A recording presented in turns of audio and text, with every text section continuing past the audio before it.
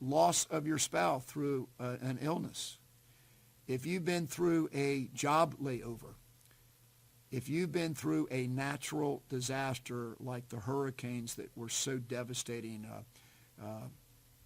in Texas and in Florida, these hurricanes and in the islands, if you've been through something that is totally outside of your control, part of my own life story is that, I have health issues that were out of my control. I didn't sign up to get the cancers that I have.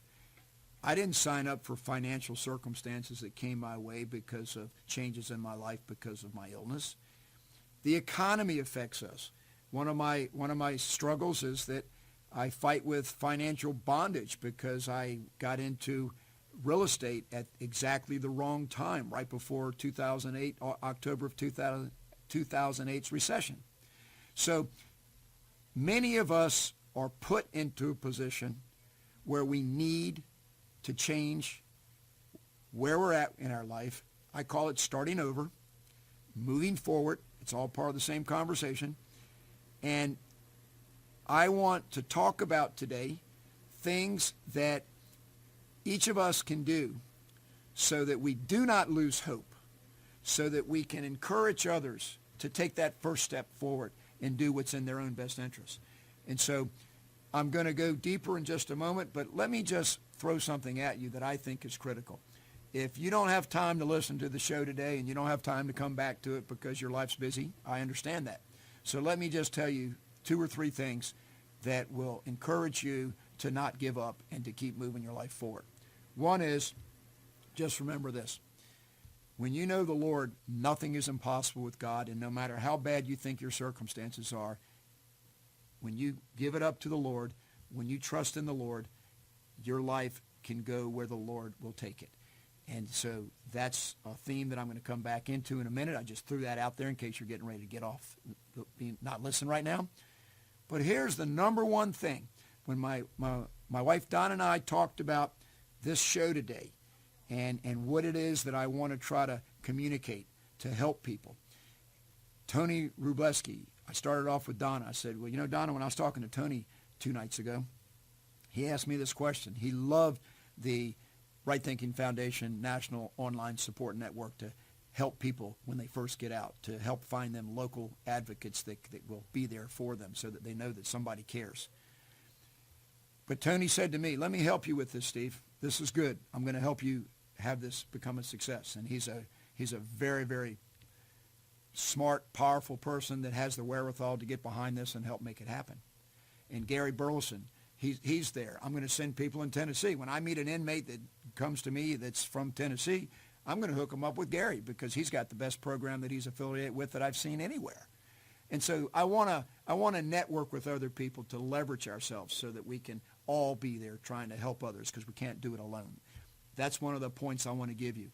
If you're out there struggling in life and you want to change your life and move yourself forward, remember this. You cannot do it alone. You need other people. So that's what Donna and I talked about. That's one of Donna's comments. But here's what Donna said, which I think is the most specific, direct answer to this question. People cannot answer this question that I'm going to give you right now. If a person's been in prison, for example, for 9 years, and he gets out and he's done very well in prison, he's ready to come back out. But when he gets out, if he doesn't have a network, a support network, if he's alone and he gets out and he's having a hard time, he's going to be faced with a lot of things like getting a job. You got to stabilize. You've got to get a job. You've got to get an income. You've got to go that direction. But the number one thing, I know I've taken a long time to say it, but it's important, is this. If a person needs to start over, if they're a recovering alcoholic and they've been in a detox center or rehab or whatever you call it, if you're an inmate that's coming out of prison and you got to rebuild your life, if you need to start over, you must change your environment. That is the very best thing that I can tell you has come out of my thinking and my meditating and my sessions I've had with several people in the last couple of days on What can I tell people that they'll listen to? Right before I came on the show today, Chuck, my producer, I said, let me throw this at you just because I just want to go on the air in a minute, and I'd like your thoughts. I respect your opinion. And I said, imagine that you are an inmate that's been in prison for 9 years, and now you're coming out, and you are going to go to a counselor for 30 minutes, and that counselor wants to try to give you something that, turn it around. I told Gary, what if you're the counselor and an inmate comes to you that's just getting out, that doesn't have a clue what's next for him? That's the question that Tony Rubleski asked me. He said, Steve, as you socialize what your program is, let me give you 2 questions that you need to think about. He said, he gave me the example of the 9-year returning citizen that's getting out. Put yourself in his shoes. You need to be able to answer his question, what's next? Because he doesn't know what's next. And then, what do I need to do? So if we look at what's next, what do I need to do? The best answer that I can give you is change your environment. If an alcoholic comes out of rehab and he goes right back to the environment where he's being enabled by family and friends and nothing's any different, he still has the same lack of motivation, idle time, and other things like that, he's going to eventually go back to what he did. About 5 years ago in Brunswick Women's Correctional in Lawrenceville, Virginia, I counseled a young lady. She was about 22 years old. I've told her story on the air before.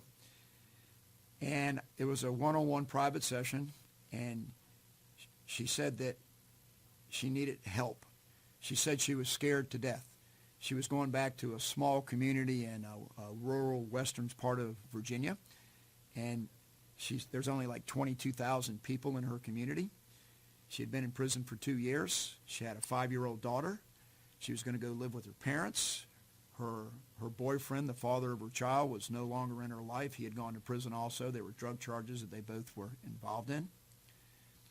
But when she talked to me, she said she was absolutely scared to death because when she got out of prison, she was going to be going back to the same environment that she was in before she went to prison. All of the bad influences were there. All of the people that were trying to involve her in drug trafficking and other things were there. And so she said she didn't know what to do when she went back to that environment because it was going to be hard to get a job. She didn't know how to handle her money. She didn't have, a lot of things. An environment. So I cannot stress enough that if you are a person that wants to change your life and move on from things that were bad influences that you were involved in. Hey, maybe you were the bad influence to other people, but we need to change our environment if we want to change the direction of our life. The definition of insanity, I'll just give you a paraphrase of it, is, doing the same thing over and over again and expect different results. That's what insanity is. And so, number one, change your environment. And then, Donna said it as good as I've ever heard it. It all starts in the heart. Everything you want to do to have a better life is in the heart. Then the mind. And if you start off in the mind, but it's not deep in your heart, then it's probably not going to work either because you might get into things such as just thinking, taking control, thinking that you're in control, things of that nature. So I'm sort of leading into one of the thoughts that I want to give you right now.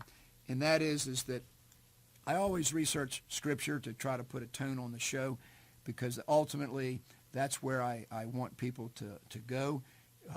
Willie Butler and I did a show about 5 weeks ago called Kingdom Living, and the basic theme of that is that until you realize that this life that you have has been lent to you, that it's a gift from the Lord, and then you use it for His purposes, not your own, you're never really going to be a true success.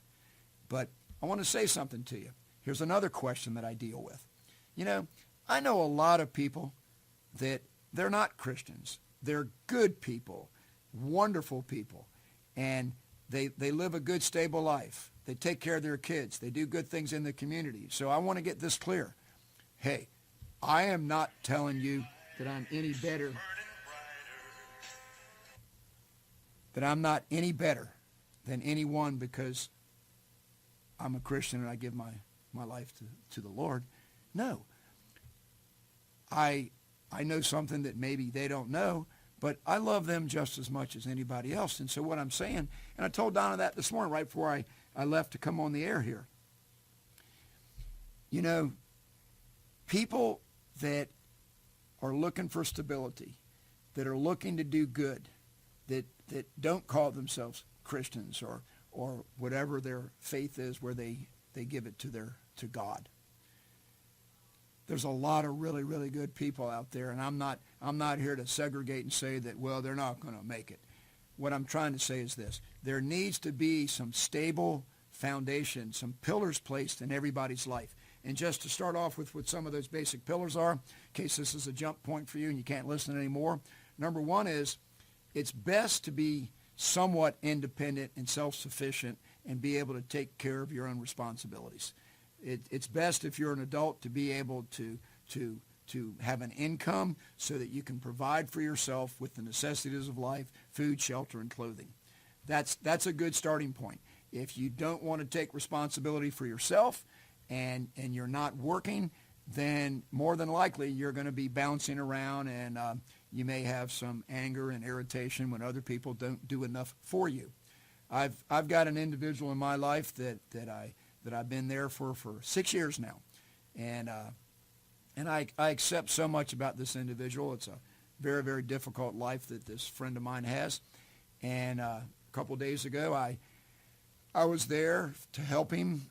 He had a car problem, and he didn't know how to get in touch with his own insurance company, so he called me up, but I was late for an appointment, but I was there for him. I contacted Geico Insurance and got on a conference call because my friend, he can't read, and so I walked through this processes of making sure that the service call was dispatched to unlock his car, and he was going to run out of gas because the car was running and he was on dead empty already and he needed money for gas, and it was a complicated situation, but I was there for my friend. Well, a couple hours later, he called me up and was more agitated because he ran out of gas again once he got his car started, and they did everything. They opened up his car, they put gas in it, and then he went about his business. But then he didn't have money for gas, and he wanted money for gas. He wanted to call the insurance company up to put more gas in his car.